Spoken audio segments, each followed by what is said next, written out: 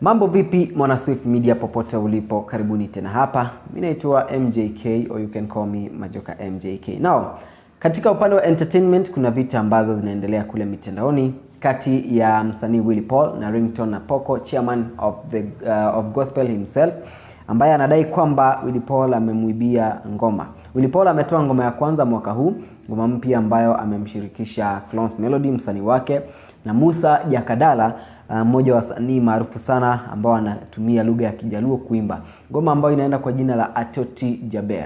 Ngoma ya kwanza ambayo imetoka mwaka huu ya Willy ndio hiyo, na of course inafanya vizuri, iko kwenye trending ya namba 5 ndani ya siku moja.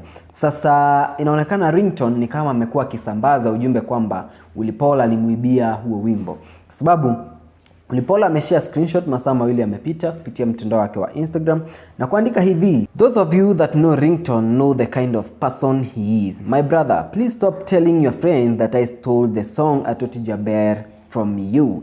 It has never been a gospel song. Enough with your cloud chasing bro. It's 2022 new beginnings. I love and respect you as a big brother who came to the industry before me. To all my fans, keep supporting the song Atoti X Clones and Musalia Mudavadi." Huo ni ujumbe wa Willy kwa Ringtone, ambaye anadai kwamba Ringtone amekuwa akisambaza ujumbe kwa marafiki zake eti alimuibia huo wimbo. Sijui kwa nini au ni wimbo gani wa Ringtone ambao aliufanya ambao unahisi kwamba unafanana na huo wimbo wa Willy. Hebu sikiliza nyimbo za Ringtone uniambie ni ngoma gani ya Ringtone ambayo unahisi kwamba inafanana na ngoma yake Willy ambayo ni Atoti.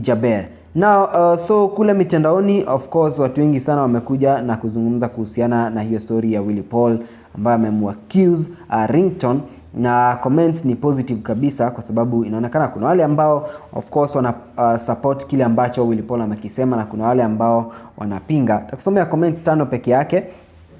Nikianza ya huyu shabiki mmoja ambaye anaitwa Chumba Ivona, anasema Willy si unisalimie leo nione. Okay, sawa. Nione kama nitapata mimba.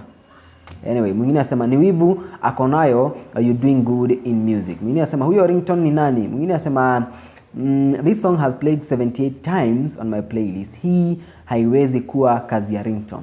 Kwa hiyo inamaanisha Ringtone hawezi akaimba hivyo. Anyway, mwingine anasema manze, we want justice for Willy Mwingine anasema hadi 300,000 views unaambiwa you've stolen the song. Mwingine anasema Music Kenya ilisha content, copycat nation. Mwingine anasema ujinga uwache, stop nonsense, tuko new era. Hizo kiki wachia Apoko aropokwe tu. Willy we really respect and need more music like Atoti.